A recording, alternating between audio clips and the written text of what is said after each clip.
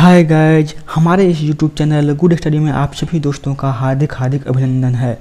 दोस्तों, आज के इस वीडियो में हम बात करने वाले हैं रेलवे एएलपी 2018 में जो भी क्वेश्चन पूछे गए थे जीके से, आज हम उसके बारे में बात करने वाले हैं। तो दोस्तों, बिना देर करते हुए चलते हैं हम अपने पहले क्वेश्चन की तरफ। दोस्तों, हमारा पहला क्वेश्चन है, पौधों में ऑक्सीन हार्मोन के संचार के कारण वे प्रकाश की ओर झुक जाते हैं। तो कहने का मतलब ये कि किस हार्मोन के कारण जो है पौधे प्रकाश की ओर झुकते हैं, तो वो होता है ऑक्सीन हार्मोन के कारण। दोस्तों, हमारा अगला क्वेश्चन है, कवक की कोशिका भित्ति किससे बनी होती है? तो वो बनी होती है काइटिन की। नेक्स्ट क्वेश्चन, गुणसूत्र में क्रोमेटिड्स जिस बिंदु पर संलग्न होते हैं उस बिंदु का नाम क्या है? उसे कहते हैं सेंट्रोमियर। हमारा अगला क्वेश्चन है, यांत्रिक ऊर्जा गतिज ऊर्जा तथा स्थितिज ऊर्जा का योग होती है। तो यांत्रिक ऊर्जा जो होता है वो गतिज ऊर्जा और स्थितिज ऊर्जा का योग होता है।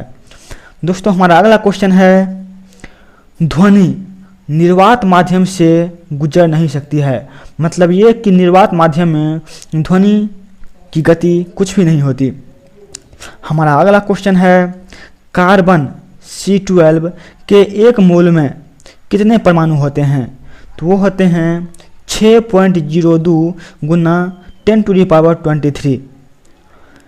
दोस्तों, हमारा अगला क्वेश्चन है, ब्लीचिंग पाउडर उपयोग पेयजल को कीटाणु रहित करने के लिए किया जाता है।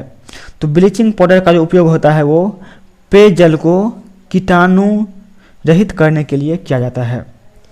दोस्तों, अगला क्वेश्चन है, उद्योगों में प्रयुक्त शक्ति की इकाई क्या होती है? तो वो होता है हॉर्स पावर। नेक्स्ट क्वेश्चन, काम करने की क्षमता को क्या कहते हैं? उसे कहा जाता है ऊर्जा। दोस्तों, अगला क्वेश्चन, किसी फूल के मादा प्रजनन हिस्से को क्या कहते हैं? उसे कहा जाता है अंडप। दोस्तों, यदि आपसे कोई वीडियो पसंद आ रहा है तो हमारा यह चैनल गुड स्टडी को सब्सक्राइब कर लें। यहाँ पे हर रोज़ रेलवे के लिए नए नए वीडियो बनाए जाते हैं जो कि प्रीवियस ईयर में पूछे गए हैं। दोस्तों, अगला क्वेश्चन है, बल के समीकरण में F बराबर ma होता है। ये जो होता है वो न्यूटन का दूसरा गति नियम होता है। दोस्तों, अगला क्वेश्चन है, कार्बन के अपरूपों में से धातु विज्ञान में अपचयन एजेंट के रूप में किसका उपयोग किया जाता है? तो वो होता है कोक का उपयोग किया जाता है। दोस्तों, अगला क्वेश्चन, इथेन एक असंतृप्त हाइड्रोकार्बन होता है। इथेन क्या होता है? एक असंतृप्त हाइड्रोकार्बन। दोस्तों, अगला क्वेश्चन है, रक्त का प्लाज्मा घटक भोजन CO2 और नाइट्रोजन युक्त कचरे का परिवहन करता है।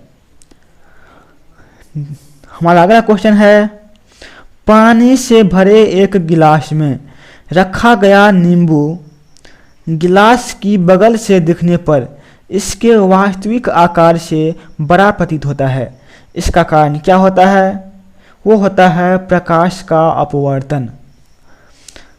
आगे देखते हैं, किसी वस्तु द्वारा उसकी स्थिति या विन्यास द्वारा प्राप्त ऊर्जा को क्या कहा जाता है? उसे कहते हैं स्थितिज ऊर्जा। अगला क्वेश्चन, आधुनिक आवर्त सारणी में पहला धातु तत्व क्या है? वो है लिथियम। दोस्तों, हमारा अगला क्वेश्चन है, लेड नाइट्रेट को जोरदार ढंग से गर्म करते समय निकलने वाली लाल भूरे रंग की गैस का नाम क्या होता है? उसका नाम होता है नाइट्रोजन डाइऑक्साइड। अगला क्वेश्चन, भ्रूण को एक विशेष ऊतक की सहायता से मां के रक्त से पोषण प्राप्त होता है। उसे क्या कहा जाता है? गर्भनाल कहा जाता है। दोस्तों, अगला क्वेश्चन, तारों में प्लाज्मा बनने के कारण क्या होता है? उच्च तापमान होता है। अगला क्वेश्चन, ओडोमीटर एक ऐसा उपकरण है जिसका उपयोग गाड़ियों में दूरी मापने के लिए किया जाता है। तो गाड़ी में दूरी मापने के लिए किसका प्रयोग किया जाता है? ओडोमीटर का प्रयोग किया जाता है। दोस्तों अगला क्वेश्चन है, प्रोस्टेट ग्रंथि मूत्राशय के नीचे मौजूद होता है। तो प्रोस्टेट ग्रंथि कहाँ पे होते हैं? मूत्राशय के नीचे होते हैं। आगे है, ऑक्सीजन की आपूर्ति पर्याप्त होने पर नीली लौ उत्पन्न होती है। अगला क्वेश्चन, संवेग का ऐसा मात्रक क्या होता है? तो संवेग का ऐसा मात्रक होता है केजी मीटर प्रति सेकेंड। ये जो यहाँ पे माइनस लगा हुआ है, -1, इसका मतलब ये हुआ कि एस जो है वो बट्टा में चला जाएगा। अगला क्वेश्चन, हाइड्रा प्रजनन किसके द्वारा होता है? मुकुलन द्वारा होता है। दोस्तों ये रिपीट क्वेश्चन है। अगला क्वेश्चन है, CO2 में कार्बन की प्रतिशत मात्रा 27.3 होती है। दोस्तों यदि आप इसी तरह के हर रोज़ वीडियो चाहते हैं तो हमारा ये चैनल गुड स्टडी को सब्सक्राइब कर लें। दोस्तों हमारा अगला क्वेश्चन है, ठोस कार्बन डाइऑक्साइड को सूखी बर्फ नाम से जाना जाता है। तो ठोस कार्बन डाइऑक्साइड को किस नाम से जानते हैं हम? सूखी बर्फ के नाम से। आगे है, सूत्री विभाजन के चरण का नाम क्या है? मेटाफेज है, जिसके दौरान विभाजित सेल के गुणसूत्र मध्य रेखा पर स्थित होते हैं।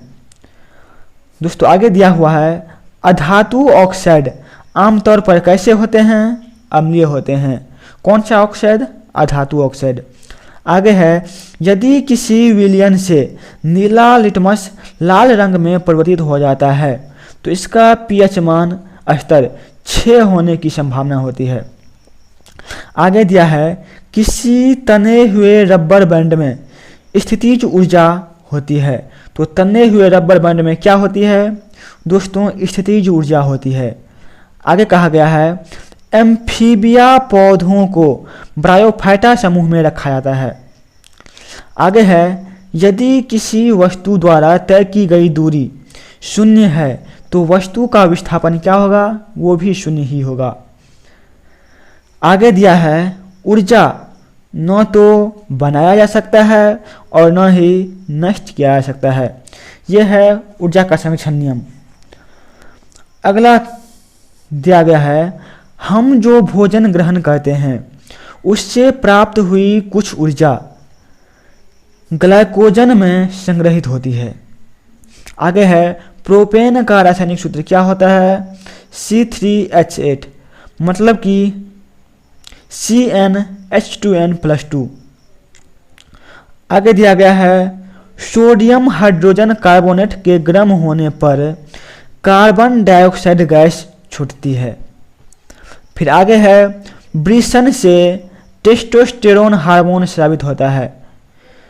कौन सा हार्मोन स्रावित होता है? वृषण से टेस्टोस्टेरोन हार्मोन। आगे है, गतिशील वस्तु की गतिज ऊर्जा द्रव्यमान और वेग पर निर्भर करती है। फिर आगे कहा गया है, देख लीजिए दोस्तों, ये सभी क्वेश्चन ALP CBT 1 एग्जाम 2018 में पूछे गए हैं। तो यहाँ पे हर क्वेश्चन प्रीवियस ईयर के ही कराए जाएंगे। तो दोस्तों यदि आप सभी को वीडियो पसंद आ रहा है तो ये चैनल गुड स्टडी को सब्सक्राइब कर लें। आगे दिया गया है, आधुनिक आवर्त सारणी की तीसरी अवधि और 8वें समूह में रखी गई नोबेल गैस क्या होती है? वो होती है ऑर्गन। ऑर्गन कहाँ पे होता है? तीसरी अवधि और 8वें समूह में। आगे दिया हुआ है, अस्थायी उत्तक स्क्लेरेनकैमा एक पौधे को कठोर और मजबूत बनाता है। कौन सा उत्तक? स्क्लेरेनकैमा। आगे है, किसी एकल आवृत्ति की आवाज़ को क्या कहा जाता है? टोन कहा जाता है। फिर आगे दिया है, प्रजनन के लिए फूलों में आवश्यक अंग क्या होते हैं? पुंकेसर और स्त्री केसर होते हैं।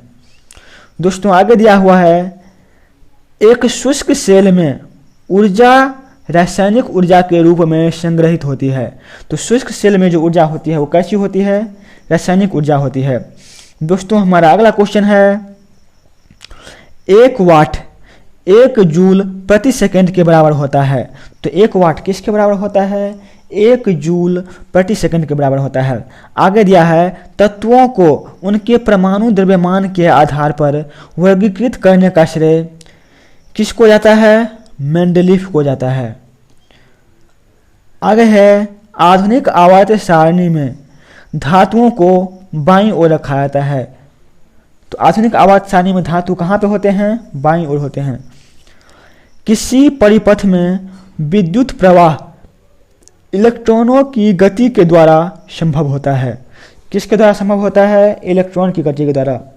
दोस्तों आगे क्वेश्चन है गतिज ऊर्जा 1/2 mv² के बराबर होता है। तो गतिज ऊर्जा किसके बराबर होता है? 1/2 mv²। दोस्तों आगे दिया गया है भार का ऐसा मात्रक क्या होता है? तो वो होता है न्यूटन। अगला क्वेश्चन चूने के पानी में कार्बन डाइऑक्साइड गैस प्रवाहित होने करने पर यह दूधिया हो जाता है। ऐसा कैल्शियम कार्बोनेट निर्माण के कारण होता है। किसके कारण होता है दोस्तों? कैल्शियम कार्बोनेट निर्माण के कारण होता है। दोस्तों हमारा अगला क्वेश्चन है विटामिन के की कमी के कारण अत्यधिक खून बहने लगते हैं।